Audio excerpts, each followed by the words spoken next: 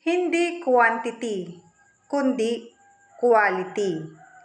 Kung ikaw ay nagpo-post ng sobrang dami palagi at gusto mo ngang makakuha ng minimum every month para makasahod ka monthly, pero sa dami na pinopost mo ay zero earnings naman. So di yan nga ang sinasabi na hindi quantity kundi quality.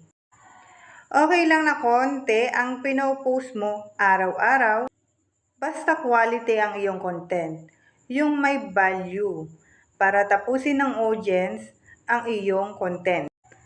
Doon ka papasukan ng earnings kapag quality.